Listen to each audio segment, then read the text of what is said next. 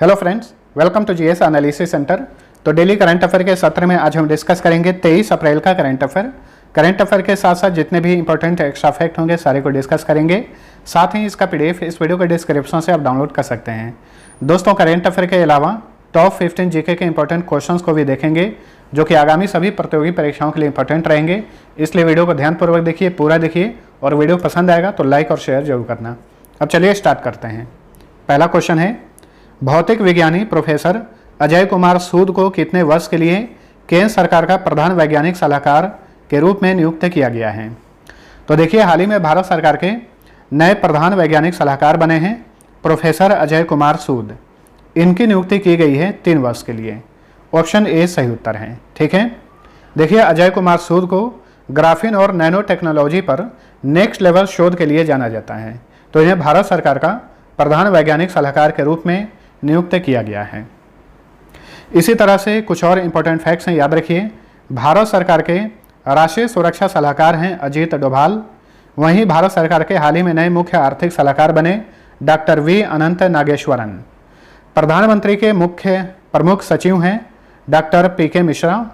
प्रधानमंत्री के सलाहकार हैं अमित खरे। ठीक है, वहीं भारत सरकार के नए प्रधान वैज्ञानिक सलाहकार के रूप में नियुक्त हुए हैं अजय कुमार सूद। चलिए अगला क्वेश्चन है, विम्बलडन ने किन 2 देशों के खिलाड़ियों पर 2022 के एडिशन में हिस्सा लेने पर प्रतिबंध लगा दिया है? देखिए, साल में 4 ग्रैंड स्लैम प्रतियोगिता का आयोजन किया जाता है। ये टेनिस टूर्नामेंट होता है, इसमें एक विम्बलडन भी है। तो देखिए, हाल ही में विम्बलडन ने 2022 के संस्करण के लिए रूस और बेलारूस के खिलाड़ियों पर प्रतिबंध लगा दिया है। ऑप्शन ए सही उत्तर है। पिछले साल विम्बलडन का खिताब किसने जीता था, इसे याद रखिएगा, आगामी परीक्षाओं के लिए इंपॉर्टेंट रहेगा। पुरुष एकल वर्ग में 2021 के विम्बलडन का खिताब जीते थे नोवाक जोकोविच, जो कि सर्बिया के टेनिस खिलाड़ी हैं। महिला एकल वर्ग में ये खिताब जीती थी एश्ले बार्टी, ये ऑस्ट्रेलिया की खिलाड़ी हैं। और देखिए, एश्ले बार्टी ये दुनिया की नंबर 1 महिला टेनिस खिलाड़ी हैं। इन्होंने हाल ही में टेनिस से संन्यास ले लिया है, मात्र 25 साल की एज में, याद रखिए। पुरुष युगल वर्ग में विम्बलडन 2021 का खिताब जीते थे निकोला मेक्टिक और मेट पाविक की जोड़ी ने, ये क्रोएशिया की जोड़ी है। वहीं महिला युगल वर्ग में ये खिताब जीते हसी सू वेई, जो कि ताइवान के हैं। वहीं एलिस मर्टेस, ये बेल्जियम की हैं। इन्होंने, इन दोनों की जोड़ी ने महिला युगल वर्ग का खिताब जीता। वहीं मिश्रित युगल वर्ग में विम्बलडन 2021 का खिताब जीते नील एस्कुपस्की और देसिरा क्राउस्की की जोड़ी ने। इसमें नील एस्कुपस्की जो हैं ये ब्रिटेन के हैं, देसिरा क्राउस्की ये अमेरिका की हैं। देखिए, विम्बलडन टूर्नामेंट की शुरुआत की गई थी 1877 में और इसे ब्रिटेन की कैपिटल लंदन में ऑल इंग्लैंड क्लब में आयोजित किया जाता है। अब यहाँ पे हम बेलारूस के बारे में जान लेते हैं। देखिए, यूक्रेन पे रूस ने हमला किया है और रूस का समर्थन कर रहा है बेलारूस। इसी वजह से बेलारूस को भी इसका सामना करना पड़ रहा है। विम्बलडन में यहाँ के भी खिलाड़ियों को प्रतिबंधित किया गया है। बेलारूस की राजधानी है मिन्स्क। यहाँ के वर्तमान में राष्ट्रपति हैं एलेक्जेंडर लुकाशेंको। प्रधानमंत्री हैं रोमन गोलोचेंको। यहाँ की करेंसी है बेलारूसी रूबल। रूस की भी करेंसी का नाम रशियन रूबल है। बेलारूस की प्रमुख नदियाँ हैं नेमन, प्रिपियात और नीपर। अगला क्वेश्चन है, 16 से 22 अप्रैल के बीच 2022 इनविक्टस गेम्स कहां पर आयोजित किया गया? तो देखिए, इनविक्टस गेम्स 2022 का आयोजन किया गया नीदरलैंड में। Option C right answer. देखिए, इनविक्टस गेम्स जो है ये एक प्रकार का अंतर्राष्ट्रीय पैरालंपिक के समान है, लेकिन ये घायल और बीमार सैन्य युद्ध के पूर्व सैनिकों और सेवा कर्मियों के लिए आयोजित किया जाता है। ठीक है, तो 2022 का इनविक्टस गेम्स का आयोजन नीदरलैंड में किया गया था। ये एक यूरोपियन कंट्री है और हाल ही में राष्ट्रपति रामनाथ कोविंद नीदरलैंड की आधिकारिक यात्रा पर गए हुए थे और नीदरलैंड में ट्यूलिप फूल की एक प्रजाति का नाम इन्होंने मैत्री रखा, याद रखिएगा। दुनिया में सबसे अधिक ट्यूलिप फूल का उत्पादन जो है नीदरलैंड में ही किया जाता है। और हाल ही में नीदरलैंड ने 9वां FIH जूनियर महिला हॉकी विश्व कप का खिताब जीता। नीदरलैंड का पुराना नाम हॉलैंड है। नीदरलैंड में शिक्षा 5 से 16 वर्ष तक की आयु के सभी बच्चों के लिए अनिवार्य है। नीदरलैंड समलैंगिक विवाह को कानूनी मान्यता देने वाला विश्व का पहला देश है। नीदरलैंड की राजधानी है एम्स्टर्डम। यहाँ के सम्राट हैं विलियम अलेक्जेंडर। प्रधानमंत्री हैं मार्क रूटे। 2 करेंसी चलती है, यूरो और यूएस डॉलर। चलिए अगला क्वेश्चन है, विश्व पृथ्वी दिवस 2022 का थीम क्या है? तो देखिए, हर साल 22 अप्रैल को विश्व पृथ्वी दिवस मनाया जाता है। इस साल इस दिवस का ये 52वां संस्करण है और 2022 का थीम है invest in our planet. Option B right answer. पिछले साल 2021 में इस दिवस का थीम था रीस्टोर आवर अर्थ और 2022 में इस दिवस का थीम है इन्वेस्ट इन आवर प्लेनेट। ठीक है, अब अप्रैल माह में जितने भी इंपॉर्टेंट दिवस मनाए गए हैं इसका रिवीजन कर लेते हैं। 1 अप्रैल को ओडिशा स्थापना दिवस या फिर इसे ही उत्कल दिवस भी कहा जाता है। 2 अप्रैल को विश्व आत्म केंद्रित जागरूकता दिवस। 5 अप्रैल को राष्ट्रीय समुद्री दिवस। 7 अप्रैल को विश्व स्वास्थ्य दिवस। 2022 का थीम है आवर प्लेनेट आवर हेल्थ। 10 अप्रैल को विश्व होम्योपैथी दिवस। 2022 का थीम है पीपुल्स चॉइस फॉर वेलनेस। 11 अप्रैल को राष्ट्रीय सुरक्षित मातृत्व दिवस। 14 अप्रैल को भीमराव अंबेडकर स्मरण दिवस या फिर समानता दिवस।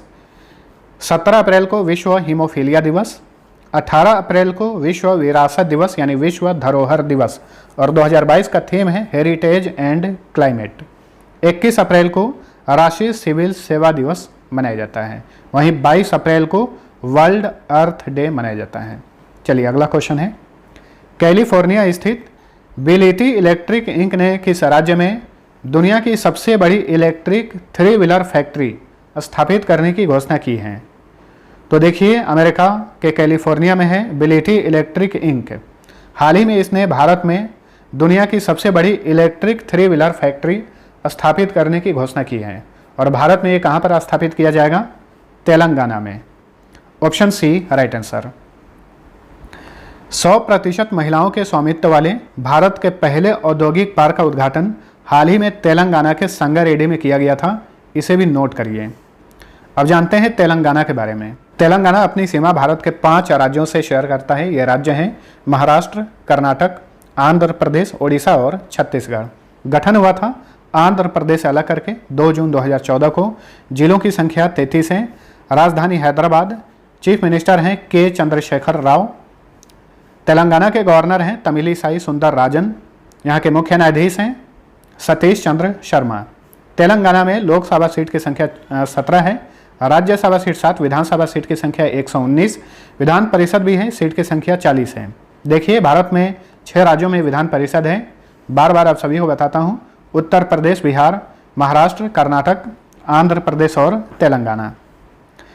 तेलंगाना का राजकीय पशु है हिरन, राजकीय पक्षी नीलकंठ, राजकीय वृक्ष जम्मी चेटू, राजकीय फूल तंगीडी पुवू। पेरिनी शिवा टंडवम या पेरिनी थंडवम यहाँ का फोक डांस है। Mahavir Harina Vanasthali national park, Mrugavani national park, Amrabad tiger reserve तथा कवाल टाइगर रिजर्व सारे तेलंगाना में हैं। इसके अलावा नागार्जुन सागर डैम, कोयल सागर डैम कृष्णा नदी पर है, निजाम सागर डैम मंजीरा नदी, मनेर डैम मनेर नदी और सिरिपद सागर डैम ये गोदावरी नदी पर है।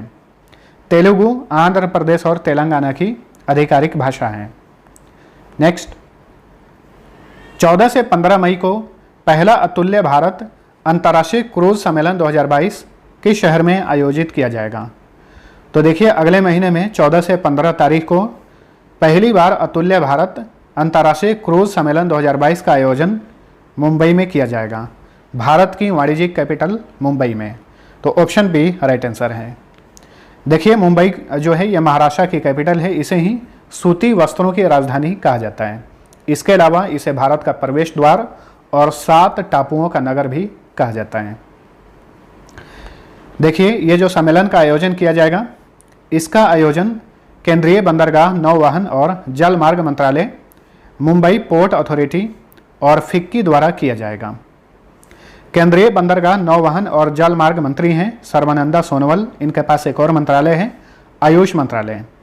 वर्तमान में इस मंत्रालय के सचिव हैं doctor Sanjeev Ranjan. Mumbai port authority के अध्यक्ष हैं राजीव जलोटा। वहीं भारतीय अंतर्देशीय जलमार्ग प्राधिकरण के अध्यक्ष हैं संजय बंदोपाध्याय। अगला क्वेश्चन है, पैट्रिक अची को किस देश के प्रधानमंत्री के रूप में फिर से नियुक्त किया गया है? तो पैट्रिक अची ये आइवरी कोस्ट के हाल ही में नए प्राइम मिनिस्टर नियुक्त हुए हैं, लगातार दूसरी बार। आइवरी कोस्ट के राष्ट्रपति हैं अलासेन ओटारा, इन्होंने इन्हें नियुक्त किया है। आइवरी कोस्ट जो है ये एक अफ्रीकी देश है।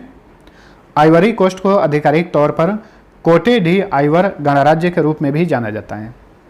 इसकी राजधानी है यमोसुक्रो। यहाँ के राष्ट्रपति हैं अलासेन ओटारा। प्रधानमंत्री बन गए हैं पैट्रिक अची। यहाँ की करेंसी है CFA फ्रैंक। नेक्स्ट, किस भारतीय क्रिकेटर को Wisden cricketers of the year 2022 से सम्मानित किया गया है? बल्कि 2021 होगा, याद रखिएगा 2022 में, ये 2021 के लिए ये पुरस्कार दिया गया है। ठीक है, 2 भारतीय हैं। देखिए, कुल 5 क्रिकेटर को Wisden cricketer of the year 2021 से सम्मानित किया गया है। इसमें से 2 भारतीय हैं, रोहित शर्मा और जसप्रीत बुमराह। यानी ऑप्शन डी राइट आंसर है, बी और सी। रोहित शर्मा और जसप्रीत बुमराह ये 2 भारतीय क्रिकेटर हैं जिन्हें Wisden cricketers of the year 2021 से सम्मानित किया गया है विजडन पत्रिका द्वारा। एक इंपॉर्टेंट फैक्ट याद रखिए, विजडन पत्रिका को क्रिकेट का बाइबल कहा जाता है। ठीक है, ये इंग्लैंड की पत्रिका है। 1864 में इसे पहली बार प्रकाशित किया गया था। किसने प्रकाशित किया था? जॉन विजडन ने प्रकाशित किया था। और विजडन पत्रिका को क्रिकेट का बाइबल कहा जाता है। दुनिया के सबसे पुराने खेल पत्रिकाओं में से ये एक है। अब देखिए 2021 के लिए जिन 5 क्रिकेटरों को इस पुरस्कार से सम्मानित किया गया है उसमें रोहित शर्मा, जसप्रीत बुमराह तो हैं ही, साथ साथ में न्यूजीलैंड के डेवॉन कॉनवे, इंग्लैंड के तेज गेंदबाज ओली रॉबिन्सन और दक्षिण अफ्रीका महिला टीम की कप्तान डेन वन निकर्क हैं। वहीं इस पुरस्कार समारोह में इंग्लैंड के जो रूट को साल 2021 का सबसे अग्रणी क्रिकेटर के रूप में चुना गया। वहीं पाकिस्तान के विकेट कीपर बल्लेबाज मोहम्मद रिजवान को अग्रणी T20 क्रिकेटर के रूप में चुना गया। नेक्स्ट, हाल ही में किस देश के प्रधानमंत्री ने वडोदरा के हलोल में बनी नई JCB फैक्ट्री का उद्घाटन किया है? तो देखिए, ब्रिटेन के प्राइम मिनिस्टर बोरिस जॉनसन हाल ही में भारत की यात्रा पर थे। इस यात्रा के दौरान इन्होंने गुजरात के वडोदरा के हलोल में एक JCB फैक्ट्री का इन्होंने उद्घाटन किया। JCB जो है ये एक इंग्लैंड की मूल रूप से ये ब्रिटेन की कंपनी है और वडोदरा में हाल ही में एक JCB फैक्ट्री स्थापित किया गया है। हाल ही में बोरिस जॉनसन ने इसका उद्घाटन किया। तो option B right answer. JCB की स्थापना की गई थी 1945 में। इसके संस्थापक थे जोसेफ सिरिल बामफोर्ड। इनके नाम का ही शॉर्ट फॉर्म होता है JCB। JCB का मुख्यालय यूनाइटेड किंगडम के स्टैफोर्ड शायर के रोसेस्टर में है। वर्तमान में चेयरमैन है एंथनी बामफोर्ड और CEO हैं ग्रेम मैकडोनाल्ड। नेक्स्ट, केंद्र शासित प्रदेश दिल्ली के नए चीफ सेक्रेटरी कौन बने हैं? तो देखिए, हाल ही में दिल्ली के नए मुख्य सचिव बने हैं नरेश कुमार। इन्हें विजय देव के स्थान पर नियुक्त किया गया है। वहीं विजय देव ये दिल्ली स्टेट इलेक्शन कमीशन के नए आयुक्त के रूप में नियुक्त हुए हैं। ठीक है, तो नरेश कुमार को दिल्ली का नया मुख्य सचिव बनाया गया है। और भी मुख्य सचिवों की नियुक्ति की गई है। अरुणाचल प्रदेश के नए मुख्य सचिव बने हैं धर्मेंद्र। वहीं राजीव वर्मा को पुडुचेरी का नया मुख्य सचिव बनाया गया है। तो फ्रेंड्स, ये था हमारा आज का करंट अफेयर। वीडियो पसंद आया है तो लाइक और शेयर जरूर करना। अब चलिए टॉप 15 जीके के इंपॉर्टेंट क्वेश्चंस को देख लेते हैं। आज सेट 13 है। पहला क्वेश्चन है, गौतम बुद्ध ने अपनी मृत्यु के पहले बौद्ध संघ के नेतृत्व के लिए डैश को नामित किया था? महाकश्यप को। क्वेश्चन नंबर 2 है, सिकंदर के आक्रमण के समय उत्तर भारत पर किस वंश का शासन था? तो देखिए, सिकंदर ने जब भारत पर आक्रमण किया था तो उत्तर भारत पर नंद वंश का शासन था। ब्लैक होल सिद्धांत को किसने प्रतिपादित किया था? इंपॉर्टेंट क्वेश्चन बनेगा। एस चंद्रशेखर जो कि भारत के थे। इन्होंने ब्लैक होल सिद्धांत को प्रतिपादित किया था सबसे पहले। भूगोल शब्द का सर्वप्रथम प्रयोग किसने किया था? तो सबसे पहले भूगोल शब्द का इस्तेमाल किए थे इरेटोस्थेनीज। नेक्स्ट, संविधान लागू होने के बाद सर्वप्रथम त्रिशंकु सरकार का गठन कब हुआ था? 1989 को। क्वेश्चन नंबर 6 है, भारत के किस राष्ट्रपति ने अपने कार्यकाल के दौरान सर्वाधिक अध्यादेश जारी किए थे? फखरुद्दीन अली अहमद। ये भारत के 5वें नंबर के राष्ट्रपति रहे थे 1974 से लेकर 1977 तक। राष्ट्रीय डेयरी विकास बोर्ड की स्थापना कब की गई थी? 1965 में राष्ट्रीय डेयरी विकास बोर्ड की स्थापना की गई थी। बादामी क्रांति का संबंध डैश उत्पादन और निर्यात वृद्धि से है। तो देखिए, बादामी क्रांति का संबंध जो है मसालों से है। वहीं श्वेत क्रांति का संबंध किससे है? दुग्ध उत्पादन से है। वहीं हरित क्रांति का संबंध किससे है? फसल उत्पादन से। चलिए अगला क्वेश्चन, मानव नेत्र के रेटिना पर प्रतिबिंब कैसे बनता है? तो ये एक फिजिक्स का क्वेश्चन है। इस तरह का क्वेश्चन बार बार पूछा जाता है। तो मानव नेत्र के रेटिना पर जो प्रतिबिंब बनता है ये वास्तविक होता है और उल्टा होता है। नेक्स्ट, डैश रंग की वस्तु सभी रंगों को अवशोषित करने में सक्षम होता है। तो बताइए किस रंग की वस्तु जो है सभी रंगों को अवशोषित कर सकती है? काली रंग की वस्तु। प्रमुख हिंदू तीर्थ स्थल अमरनाथ गुफा किस राज्य में स्थित है? तो ये जम्मू कश्मीर में है। गीत सेठी का संबंध किस खेल से है? बिलियर्ड्स से है। भारत के ये मशहूर बिलियर्ड्स खिलाड़ी हैं गीत सेठी। चलिए क्वेश्चन नंबर 3 है, यूनिसेफ का मुख्यालय कहाँ पर है? तो यूनिसेफ का मुख्यालय है न्यूयॉर्क में। देखिए यूनिसेफ ऐसे लिखते हैं और कई बार फुल फॉर्म भी पूछा जाता है। फुल फॉर्म याद रखिए, United Nations International Children's Emergency Fund इसका फुल फॉर्म होता है। भारतीय सेना का नया आधार गीत कौन सा है? मेरा भारत महान, ये इंडियन आर्मी का नया आधार गीत है। क्वेश्चन नंबर 15 है, चरित्रहीन पुस्तक के लेखक कौन थे? तो शरद चंद्र चट्टोपाध्याय ये चरित्रहीन पुस्तक के लेखक थे। अब चलिए पिछले क्लास का क्विक रिवीजन कर लीजिए। पहला क्वेश्चन है, राज्य स्तर पर एल रूट सर्वर प्राप्त करने वाला देश का पहला राज्य कौन बना है? तो ये है राजस्थान। दूसरा क्वेश्चन है, केंद्र सरकार ने प्रधानमंत्री गरीब कल्याण पैकेज योजना को 19 अप्रैल 2022 से कितने दिनों की अवधि के लिए बढ़ा दिया है? 6 माह के लिए, यानी 180 दिन के लिए। प्रधानमंत्री नरेंद्र मोदी ने हाल ही में किस स्थान पर 600 करोड़ रुपए की लागत से बने बनास डेयरी के लिए नए परिसर और आलू प्रोसेसिंग प्लांट का उद्घाटन किया? गुजरात के बनासकांठा में। हाल ही में वेस्ट इंडीज के किस मशहूर खिलाड़ी ने अंतर्राष्ट्रीय क्रिकेट से संन्यास ले लिया है? कायरन पोलार्ड ने। ये आईपीएल भी खेलते हैं मुंबई इंडियंस की तरफ से। 20 अप्रैल 2022 को किस देश ने परमाणु सक्षम सरमत अंतर महाद्वीपीय बैलिस्टिक मिसाइल का सफल परीक्षण किया? यह भी इंपॉर्टेंट क्वेश्चन बनेगा, याद रखिएगा। सरमत ये किस देश का अंतर महाद्वीपीय बैलिस्टिक मिसाइल है जो कि परमाणु सक्षम है? तो ये रूस का है। रूस ने हाल ही में इसका परीक्षण किया है। डिजिट इंश्योरेंस के नए प्रबंध निदेशक और मुख्य कार्यकारी अधिकारी कौन बने हैं? जसलीन कोहली। मुंबई स्थित मझगांव डॉक लिमिटेड द्वारा प्रोजेक्ट 75 के तहत निर्मित फ्रेंच स्कॉर्पियन श्रेणी की छठी और आखिरी पनडुब्बी का क्या नाम है? इसका नाम है INS वगशीर। ऑयल इंडिया लिमिटेड द्वारा किस स्थान पर भारत का पहला 100% शुद्ध ग्रीन हाइड्रोजन पावर प्लांट शुरू किया गया है? असम के जोरहाट में। अगरतला में विकास परियोजनाओं के लिए केंद्र सरकार ने एशियाई विकास बैंक के साथ कितने मिलियन डॉलर ऋण हेतु समझौता किया है? 61 मिलियन डॉलर। एशियाई विकास बैंक का मुख्यालय मनीला में है। मनीला फिलीपींस की कैपिटल है। हाल ही में किस राज्य की सरकार ने इरादा कर लिया है हमने शीर्षक से एक शिक्षा गीत लॉन्च किया है? दिल्ली ने। ई लाइब्रेरी पहल ई किताब कोष किस राज्य में शुरू किया गया है? जम्मू कश्मीर में। किस यूक्रेनियन पत्रकार को पेन अमेरिका द्वारा PEN Freedom to Write Award से सम्मानित किया गया है? Vladyslav Yesypenko. ठीक है, इस पुरस्कार को Barbey Freedom to Write Award भी कहा जाता है। अब पिछले क्विज का सही उत्तर जानिए और लास्ट में 2 क्विज लगाऊंगा जिसका आंसर आपको नीचे कमेंट में लिखना है। पहला क्वेश्चन था, इंग्लैंड के प्रथम प्रधानमंत्री कौन थे? इसका सही उत्तर था option number B, Robert Walpole. दूसरा क्वेश्चन था, भारत में प्रतिवर्ष सेना दिवस कब मनाया जाता है? इसका सही उत्तर था ऑप्शन नंबर बी, 15 जनवरी को। तो मैक्सिमम लोगों ने आंसर सही दिया था।